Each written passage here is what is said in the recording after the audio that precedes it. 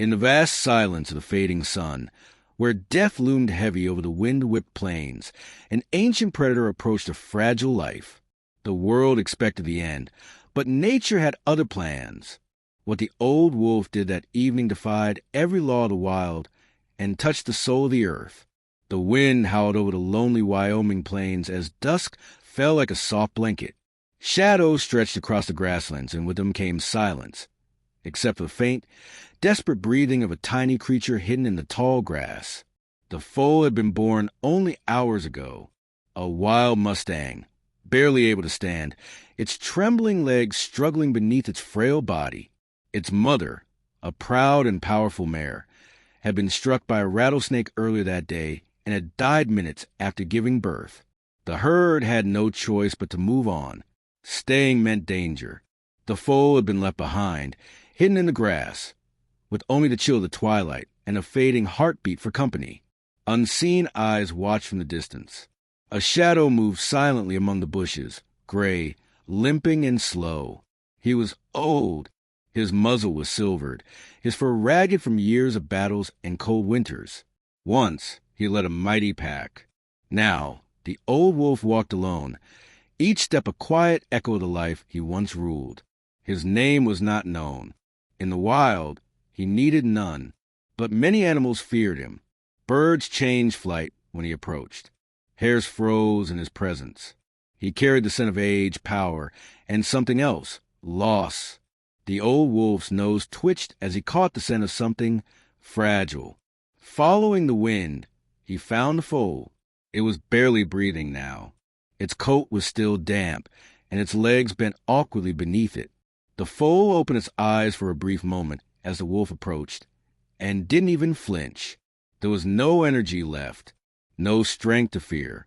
The wolf stood over the foal, his golden eyes scanning the creature, and the silence around them deepened. In the past, this would have been simple. A clean kill, easy prey, survival, but he didn't pounce. Instead, he lay down beside the foal. Hours passed. The temperature dropped, and the moonlight painted the prairie in silver. The foal whimpered softly in its sleep.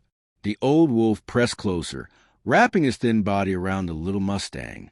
His body heat, though faint, was enough to shield the foal from the worst of the night. He licked the foal gently, cleaning it, warming it, nurturing it.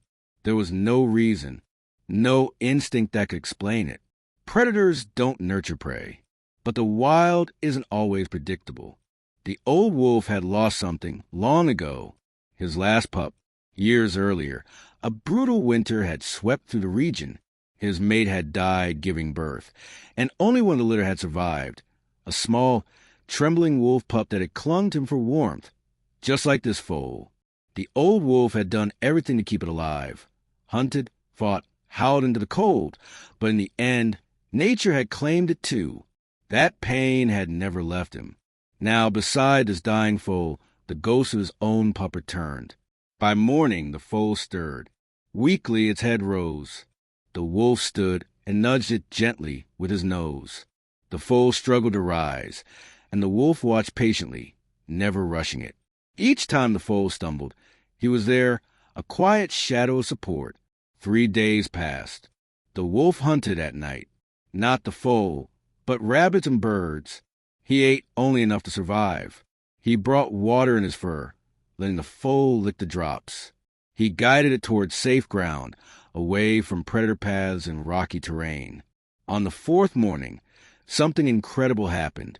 The foal neighed, a sound small but alive. Its legs were stronger now. It took a few steps without falling.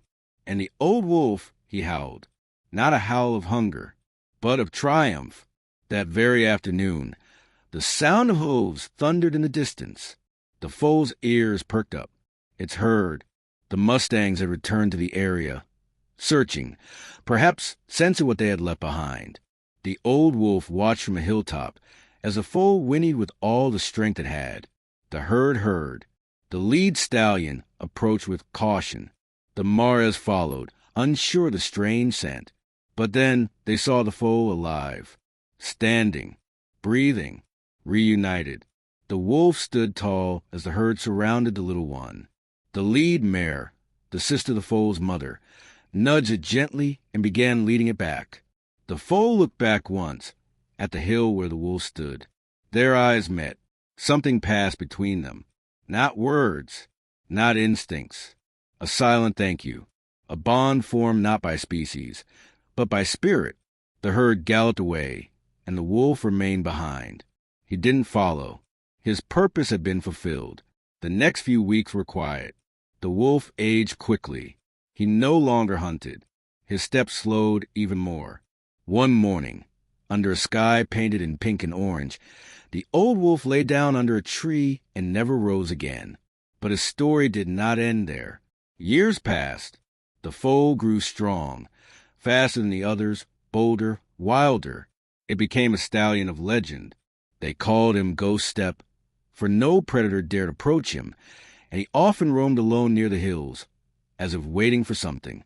One spring morning, Ghost Step led his own herd across the plain. They stopped near a lone tree, a place he often returned to. He pawed the earth gently, lowering his head in silent tribute. For beneath that tree lay the bones of an old wolf. Nature remembers. And sometimes the fiercest bonds are born not out of blood, but out of pain, survival, and quiet, unspoken grace. In a world where the strong often devour the weak, one old wolf chose mercy over hunger, and in doing so, changed the heartbeat of the plains forever.